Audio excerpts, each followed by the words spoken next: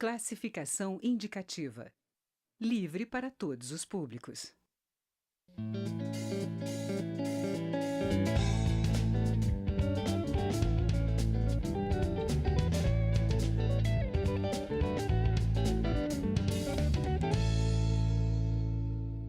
Olá! Segundo o Anuário Brasileiro de Segurança Pública, o Brasil teve mais de 60 mil mortes violentas em 2016.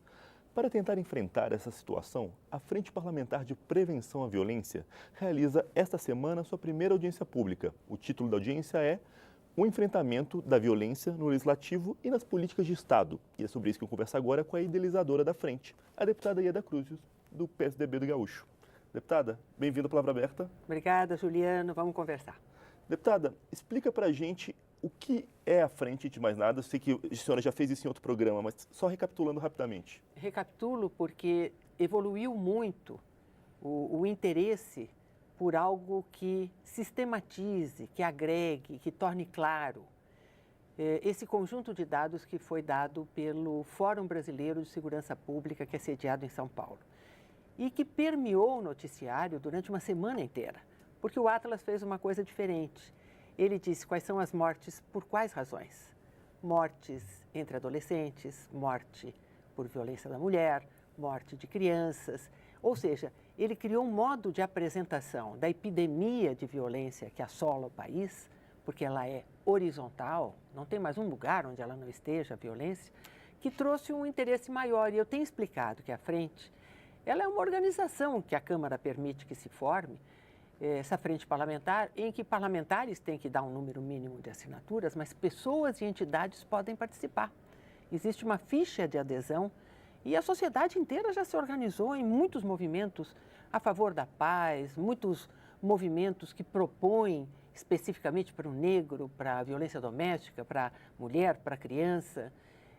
Então, o papel da frente, com parlamentares e pessoas e entidades interessadas nisso, para mim, é organizar entre tantas comissões permanentes e especiais da Câmara dos Deputados e do Senado que falam de violência, um conjunto de projetos de lei capazes de enfrentar essa epidemia.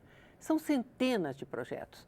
Eu mesma, só nas mudanças da Lei Maria da Penha, eu acho que eu já ordenei uns 30 projetos de lei.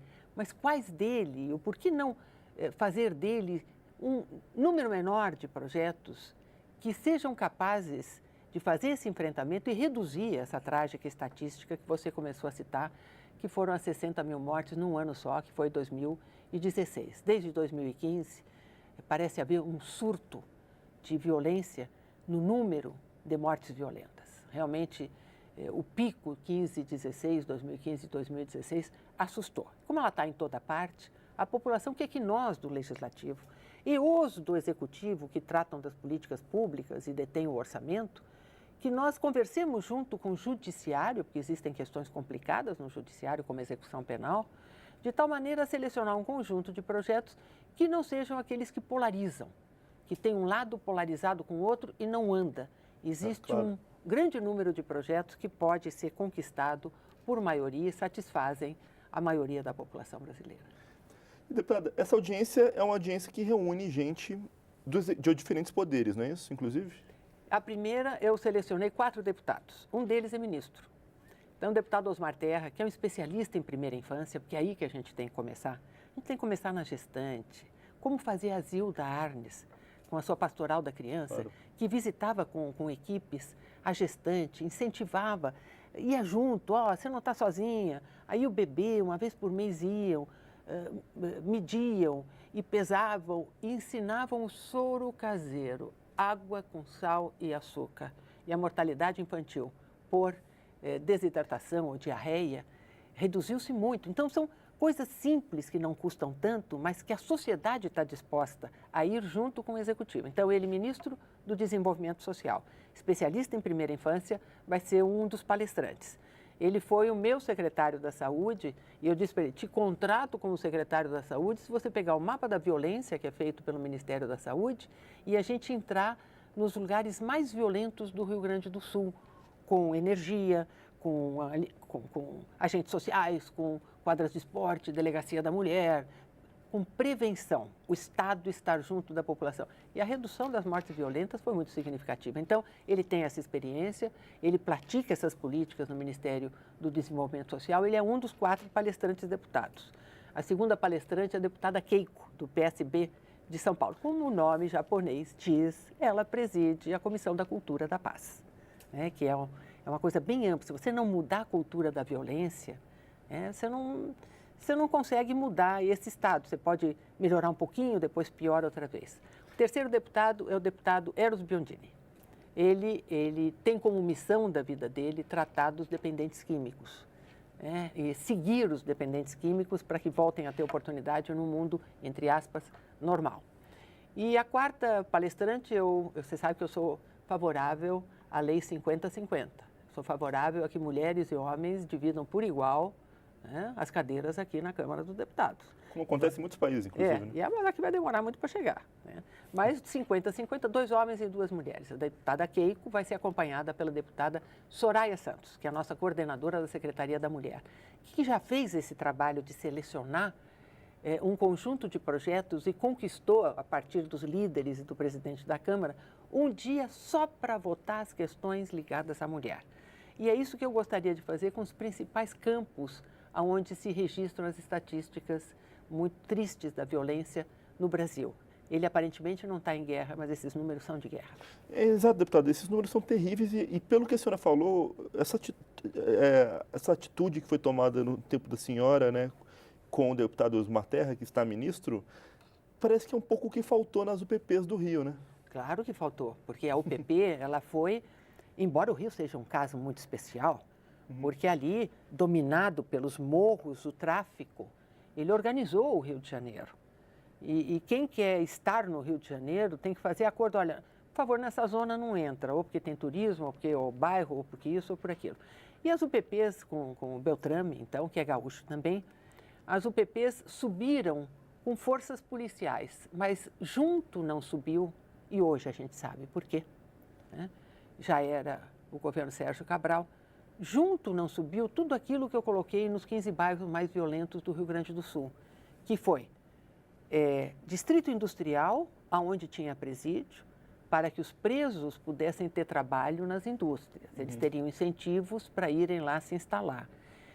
Arruamento, iluminação, agentes sociais da comunidade que entendem a linguagem da comunidade. A delegacia da mulher, mas no Rio de Janeiro isso não aconteceu. Então, o investimento social, o investimento de infraestrutura não deu conta no Rio de Janeiro. Então, as UPPs cumpriram uma determinada função durante algum tempo e agora nós estamos nesse caos pela falta de um Estado minimamente organizado que não consegue sequer pagar os seus servidores e os seus aposentados. Que é uma questão também comum com o Rio Grande do Sul. Né? Mas só o Executivo não recebe. O que é o Executivo? É a Secretaria da Saúde, Meio Ambiente, Habitação, Segurança Pública, que o Legislativo e o Judiciário recebem em dia e recebem os mais altos salários que são pagos em todo o serviço público. Então, tem tanta coisa errada que é um tipo de violência você permitir que alguns recebam, e são os mais altos salários, e os outros não têm condições de pagar a luz elétrica, tem que fazer acordo. 24 meses de parcelamento no Rio Grande do Sul, uma situação muito pior no Rio de Janeiro. Ela é muito pior no Rio de Janeiro, porque eles ficavam meses sem ser pagos, né? Então, esse é um tipo de violência, né? Um tipo de violência orçamentária, um tipo de violência política. Como é que a sociedade deixou que aumentos às categorias mais de elite do serviço público pudessem ter aumentos como tiveram, impossíveis de serem pagos? Né? Então, você tem muita coisa a olhar no campo da violência, mas, para ser bem objetivo, a nossa frente parlamentar vai selecionar um conjunto de projetos que tratam, por exemplo, junto com o deputado Reginaldo, da questão da morte entre jovens e negros e pobres. Então, ele tem um plano nacional para isso, derivado de uma CPI ligada à área dos negros. Aí você tem a violência da mulher, aí você tem, vamos mudar a cultura, isso é educação. Existem vários projetos no Brasil inteiro que tratam de ir até as escolas, ensinar meninos e meninas que ambos têm direitos iguais, para ver se corta um pouquinho o machismo, que é uma fonte básica da nossa cultura da violência, né? E outras formas de violência também. Então, quais são os projetos de lei? Por exemplo, por que as polícias não se comunicam com os mesmos números? Então, você tem alguém que praticou vários crimes num estado, foge para outro estado e a polícia de um estado não conversa com a polícia de outro. No século XXI, né? Os sistemas não seriam os mesmos? Né? Eu tenho como economista que eu sou, né, eu sei que você usa a tecnologia e ela é farta para nós, para tentar dar fim a coisas medievais. Os presídios são medievais. Existência de carteira de identidade diferente num estado ou no outro é dos tempos em que a guerra se dava na fronteira, não existe mais isso, né? Então, um dos meus projetos, ouviu algumas pessoas, um dos meus projetos é transformar a questão da identidade num número único, como me sugeriu até um jornalista. Lembre-se que o CPF é um número único. Por que a carteira de identidade não é? Né? Porque o CPF tem atrás dele uma receita que cobra imposto, então tem interesse em que seja um número só e que funcione bem, pois eu quero que funcione bem a identificação entre aqueles que cometeram os seus crimes e os seus desajustes perante a sociedade, de não simplesmente atravessarem uma fronteira estadual e estarem livres do outro lado. Mesma coisa para o trânsito, a violência do trânsito, que é isso? Não existe um cadastro único, não existe uma conversa entre os vários DETRANs do país. Então, você tem muita coisa a avançar para entrar no século XXI, quando ele daqui a pouquinho já está na metade, né? Então, tem muita coisa para avançar. Eu espero que na frente, junto com os presidentes e as presidentes das outras comissões, as diretivas das outras comissões que tratam de violência, a gente faça essa peneira. Por exemplo, nesse mês de novembro, na segunda semana, os líderes se reúnem para fazer a pauta dos projetos prioritários de segurança pública, alguns a voto. E não são os mais polêmicos. Então, há no que avançar. E eu espero poder, então, dedicar o meu mandato a esse tipo de evolução, que é um tipo de evolução que nos traz a civilização e não, ao contrário, a barbárie dessas mortes por violência.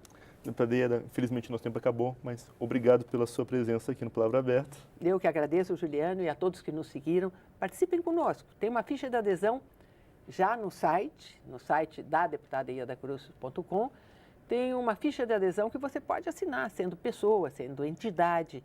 Venha nos dar suas sugestões, suas críticas, venha participar das audiências públicas que serão nosso ponto alto para chegarmos até o nosso objetivo de selecionar um conjunto de projetos que barrem a epidemia de violência. Fica a dica, pessoal de casa. Deputado, boa sorte. Obrigada. Eu sou Juliano Pires e este é o Palavra Aberta. Você pode conferir esta e outras edições do programa no site câmara.leg.br/palavra aberta. A gente fica por aqui. Até mais.